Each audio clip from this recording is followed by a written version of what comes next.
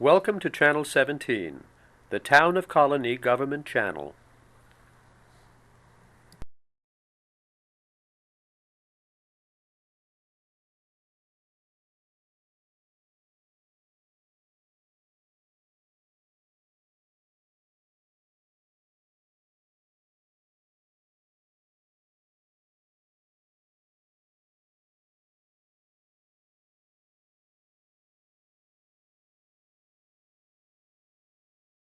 My name is Karen and I'm an alcoholic and addict, and welcome to Inside Addiction.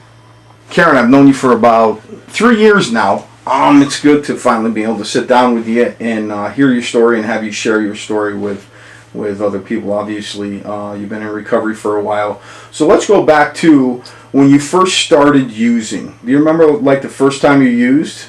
Yeah, I remember, actually, if we go back, it's mainly using alcohol initially at a young age. My first experience with alcohol was Black Label beer that was given to me as sips from a family friend in the early ages, I don't know, 4, 5, 6. And when I got in high school, it really was more of a party on the weekends, at the bonfires, at the after football games, after any kind of sporting event, at the dances at school. You know, let's get drunk as we can and go to the dance kind of thing, or go to the football game kind of stuff. Bonfires in the woods.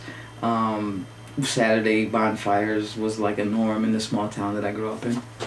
So when do you think your drinking progressed into problematic? I think my drinking was always a problem because I always drank to get drunk. I never ever drank sociably from the time I picked up a drink at an early age, probably the age of, I'd say, 12 on, yeah. Because I began doing the, 12, 13, 14-year-old, getting into high school, and buying. Back when I was growing up, there was no drinking age. So you can go to the liquor store and get what you want. You can go to the grocery store and get the corner store and get what you want. So I believe it was problematic then, but I think as time went on and I left high school and got into college, it was a Wednesday through Sunday thing daily. Take Monday and Tuesday off. Yeah, absolutely. Pretending to go to school Monday and Tuesday in college, and eventually it was the party started Wednesday, ended Sunday. Recuperate Monday and Tuesday, and start all over. It was keg night Wednesday night, Thursday night, ladies night, Friday night. The party was really on Saturday, and then of course the after hours. It was just a consistent party, and of course throwing some speed and throwing some whatever to continue the party into the early morning hours. And how long did that continue, or did it never stopped? Well, it continued until I got pregnant with my daughter, and I was 20 years old when I got pregnant with my daughter, and I stopped drinking. And I was still smoking cigarettes. I stopped smoking cigarettes, but I still smoked pot, weed, whatever you want to call it, marijuana, up until my 8th month of pregnancy with my daughter. And I eventually stopped, and luckily she was fine.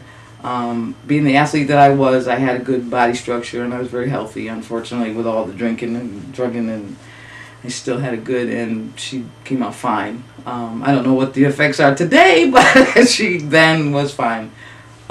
She was low birth weight. She was only 6 pounds.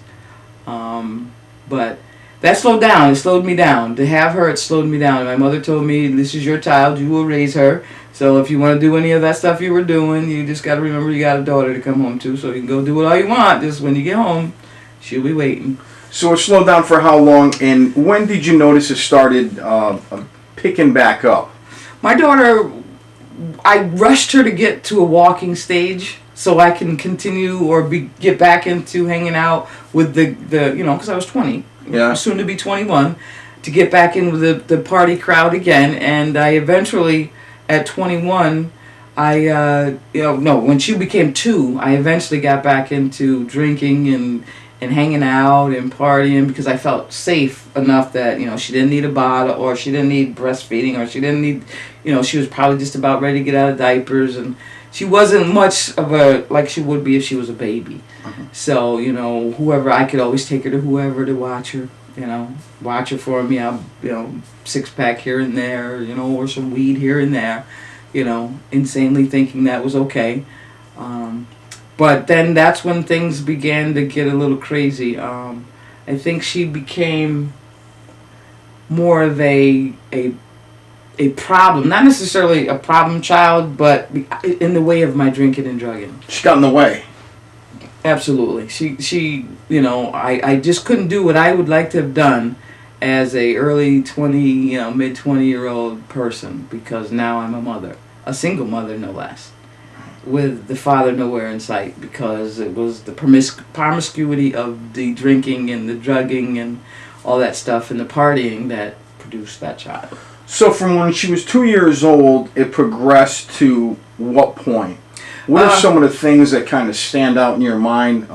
Were there any significant things that happened along the way? Oh, yeah. 2 years old is when I started back thinking I could go back and do the partying and going on. I, often had good jobs, so I kind of maintained my drinking to keep it more at a, Thursday through Sunday kind of thing. Mm-hmm. And so time went on, and it was about when she became, I'd say around 8 years old, I got into doing some coke. And then things definitely began to spiral. And part of my drink-a-log was mainly in the early stages, and then as soon as I got into coke and doing that stuff, the drinking kind of slowed itself down because that other stuff became more important. And that's when I would put her in a position to be harmed on a regular basis because I needed to go out. I wanted to go out. I was chasing every bit of that cocaine that was so freely given to me, and then I had to turn around and be charged for it. I was the perfect example of someone giving it to me free for a number or a period of time, and then all of a sudden, no, you gotta pay for it. Yeah.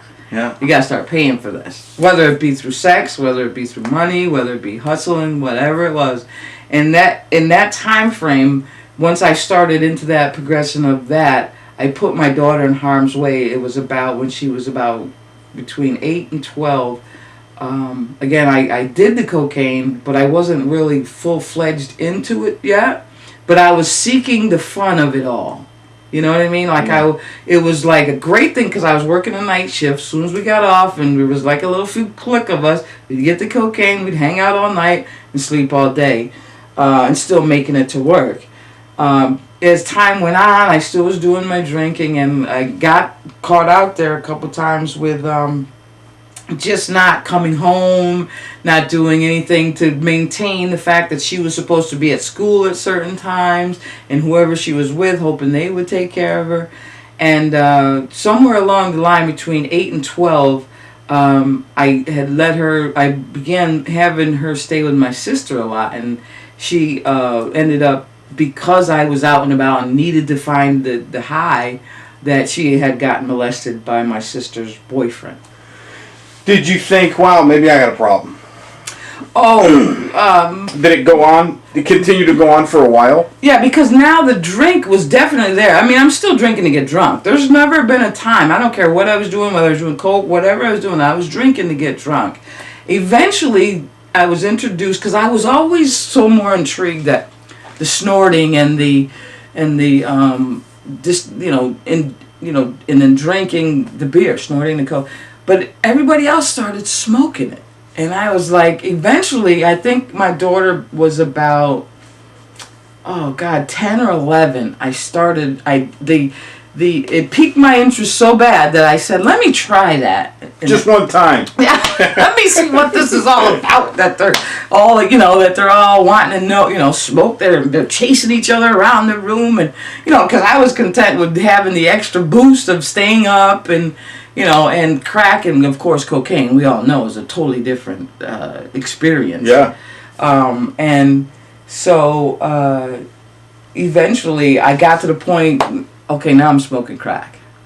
And once I started smoking crack, that was it. I was out of control. I had a house fire in my hometown, and my daughter's there. We lost everything.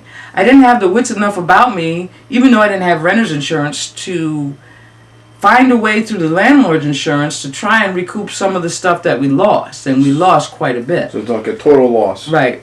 and because my family is well known in the town that I was in, there was a lot of people who donated monies towards me and my daughter, and even a family gave us a little house they had built in the back for their kids, so we would have a place to stay. Now we were renting from them. I smoked up every bit of the money that was given to me, and eventually I was put out of that house because I would the traffic, people in and out, and I was leaving my daughter there to go hang out. Like I would leave there, leave her sleeping, and go to the bars so I can do, what I needed to do. And now at this time, like I said, she's about 10 years old. Right. So eventually they put me out, and I cried like a baby, like, why? What am I going to do? And eventually I moved back in with my parents.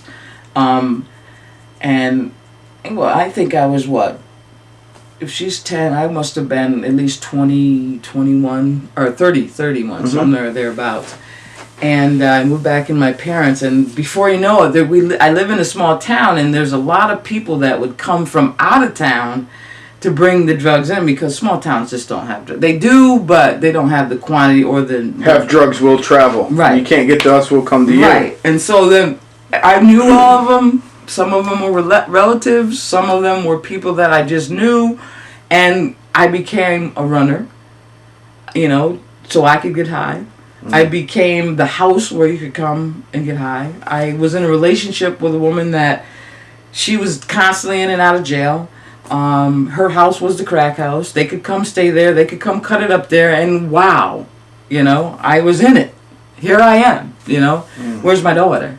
Well, my daughter's with whoever.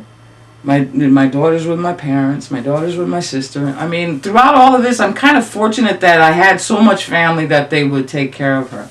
And eventually, the crossing the line was I totally had no responsibility, or took no responsibility for my daughter, for myself, for my actions.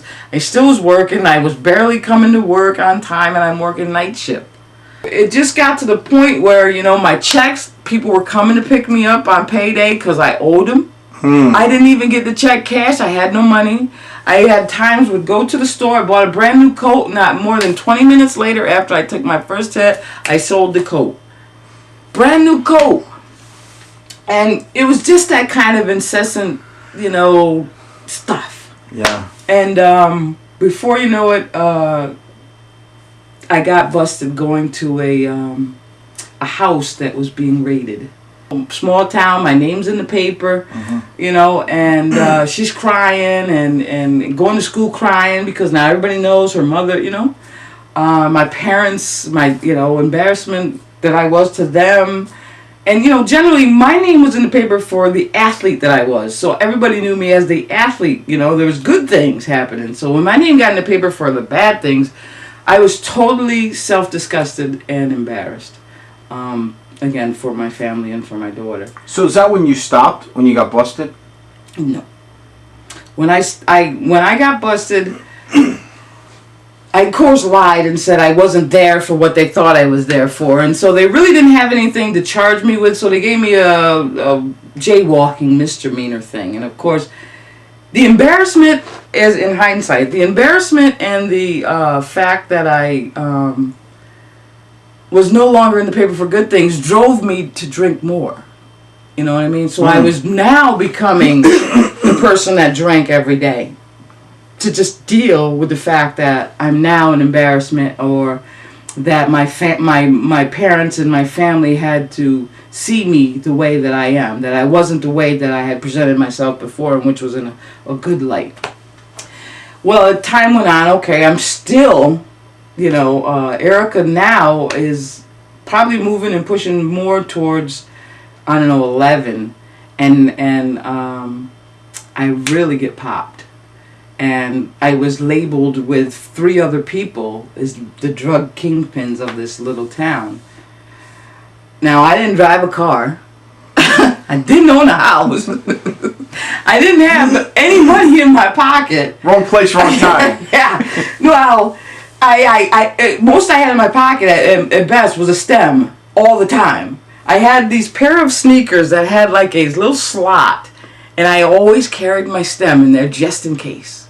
just in case something would come along or somebody would come along. I took pride in knowing that I got high with the high society people, the judge's son, the city assessor's uncle. You know what I mean? I took pride in that. And how sick is that? I took pride in the fact that me and the mayor's son would come to my crack house and close off everything and not let anybody in, and it was just us. I took pride in that versus being the runner of sorts that would be on the streets. But I also did that too.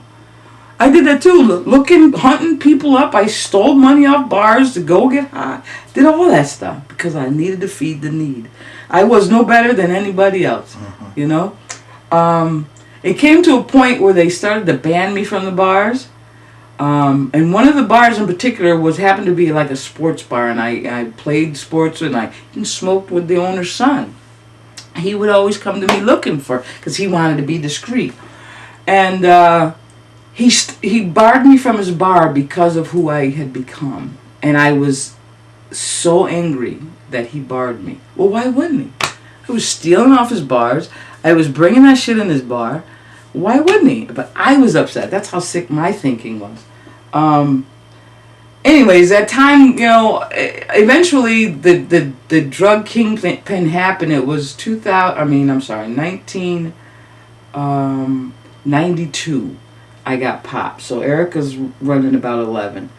And I was in jail for about 20 days.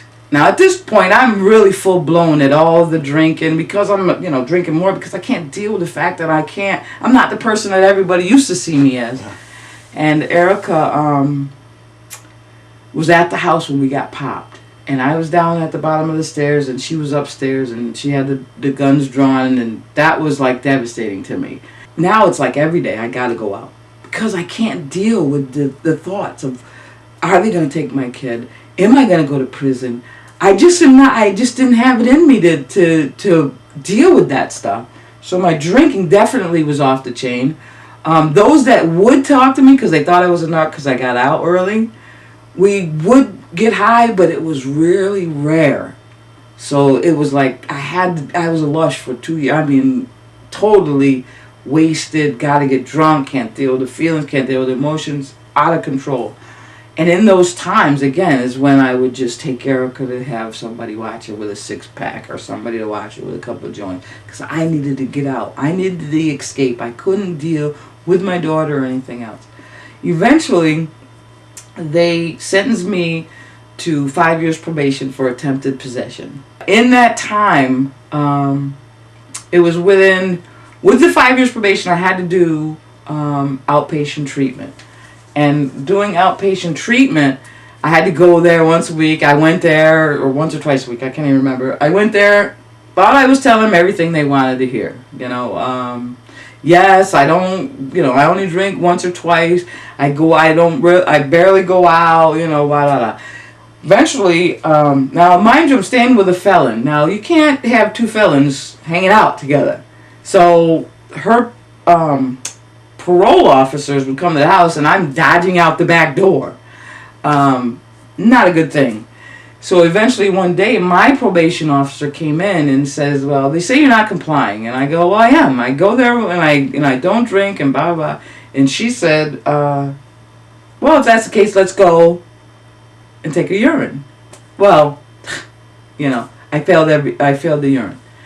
And it was at that point that I surrendered, because prior to that, if I could skip back, it began to get to a point of the self-disgust was so deep, the thoughts of suicide were there, the attempts didn't happen, but the thoughts were there, and somehow or another I'd always think about my daughter, like, I can't do this to her. But because I didn't know how to stop, and it was easier to continue than it was to stop, I continued. And when, I don't, how it is when you're coming down, it's a whole nother ball game. The self-disgust is greater, and you hope you can just go to sleep and not think about it. So by the time she gave me the dirty urine, I was ready. And it was at that point that she told me that my urine was dirty, that I let go, and I said, I cannot stay clean. I don't know how to stop drinking, and I don't know how to stop drugging. And she said to me, didn't you realize you could go to jail? And I said to her, it didn't matter. My wanting to get high and my need to get high was more important than thinking about going to jail. That didn't even cross my mind about going to jail. And it was at that point that she, searched for a rehab that was not in our local area, and that's how I got to this area. When she sent me to Conifer Park in Scotia, New York. And it's funny because people from where I'm from don't know how to say Scotia. I didn't know how to say Scotia. I didn't even know what it meant or how to pronounce it. And it was a long 5-hour ride. And it was in February of 1995. And I didn't know what I was getting myself into, but I knew I wanted to do something different. And prior to that long ride, I did my last hurrah. I told everybody, and under the sun, let's party, because I'm going to rehab. When I go to rehab, I'm done. I'm not doing this anymore. I'm not doing this to my kid, and she deserves a better mother than me. And I want to figure out why I keep doing this crap to myself. And from that day to this, it never picked up. Never thought, now it's easier not to even think about picking up. Now it's easier to think about what's the solution. What was the hardest part of getting sober? And since you've been sober, what's the hardest part of being sober? The hardest part of getting sober initially for me was allowing people to get to know me. Allowing myself to open up and feel safe with people. Because I thought that being a gay black woman... There's 3 stigmas. Was 3 strikes against me. Socially. I thought that if I let people know who I was in those areas, then they may not like me. They may not understand who I am. And even to this day, 15 years later, I still struggle with that. And I believe, coming from a small town where it's predominantly white and very few gay people, that I couldn't be me. I had to pretend who I was. The relationships that I had to pretend I wasn't in them. And I went through a lot of pain with the women I was with because they were not monogamous relationships. And I think they may have went through the same thing, but they would battle it with being with men and in the face of me. And I didn't do anything about it because I didn't want people to know. Because the people that did question whether I was gay or not ridiculed me or made fun of. So that's not safety to me. The ones that I trusted that asked me, I gave them the true answers. Yeah, I'm gay. And those are the people that I still are friends with today. But the ones that I knew weren't trying to know other than for gossip or whatever reasons, I hid that, or I tried to. I mean, it's pretty obvious. I think, people see you for who you are before you really tell them. But if you don't feel safe, I'm going to pretend. I did pretend. And I pretended for 35 years. Well, I didn't really know I was gay until probably, in hindsight, I could probably say in high school I had likings for different women in high school. But my first relationship was when I was in college. And even then, it was like a hiding thing, pretending that it's not really happening. My parents have never been, I've always had girlfriends, and they've been open to that, bringing them home and being a part of the family and all of it, So, but that tainted me enough where even now in my recovery, I still don't feel safe enough to be that or bring that forth or have that be, even though it may be known because everybody or the ones that do know, it's still in my mind as one of the harder parts of, and that keeps me sick. So I don't do the work that it helps me to get healthy. But early on when I was in rehab, my old behaviors stuck out like a sore thumb. The attention that I sought, And I got in trouble with a few women. I'm there 30 days. How can you, but I did. Because of course, the hormones come back. You're not doing that stuff. And it's hard to follow the rules when you got, I'm gay in a women's unit. And most of the women in the women's unit, there was a lot of them that were questioning their sexuality, probably based on the lives they were living as a addicted person, Because we do the things we do when we're in addiction, Women are with women, men are with men. They do what they do because that's our addiction. So a lot of people were questioning, and I, took advantage of that. I can say that honestly today. So those things kept me stuck, and early on, I think I was 2.5 years into my recovery, I shut myself down and stopped going to meetings. I didn't pick up, but I stopped going to meetings. So that stunned my growth. They stunted my growth, and it made me have and react and do all the things I normally would do with my old behaviors, because that's all I could revert to was what I used to do. And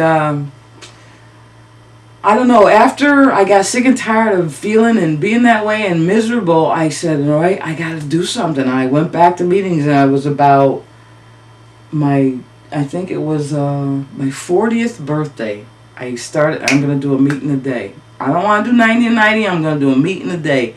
And that's when I started picking up my meetings, and I started growing again a little bit more. And I started opening up a little bit more. And for me, it's always been, am I doing this for me, or am I doing this for somebody else? I have to be careful that I'm doing it for me. And that way I won't look at who's judging me. And even now, I can attest that there's some things that I feel judged about with people, and I shy from those people. But I think that's, some of it's human nature, but for me, it's something that'll kill me, because as they say, I'm as sick as my secret. How's your life changed? My life has changed. My life has changed because I don't drink and drug anymore. I don't use drinking and drugging as a coping mechanism anymore. I try to live the solutions in life today. I've incorporated a higher power in my life, which when I was growing up, the only thing I knew about church and a higher power was if you don't behave, you're going to church.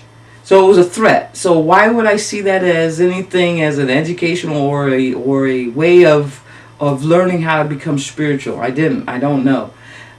It was here that I developed a spiritual lifestyle, and that is a belief in something that is, the power that is greater than me, that I know that I pray to, and I get answers if I stay out of my own way. And that meaning is I can't control life.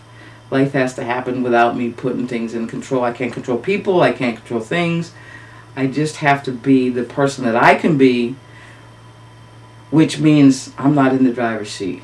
That God has all answers. And if I can tap into that spiritual fact and those spiritual ways, then I'm a better person. I look today to do things that are character building than character assassinating.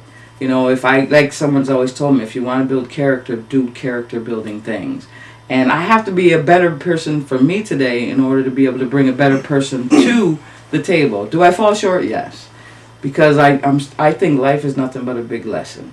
I really do. What advice would you give the 20-year-old single mom, the gay woman, the black woman, any alcoholic or addict out there that's still suffering, that needs help?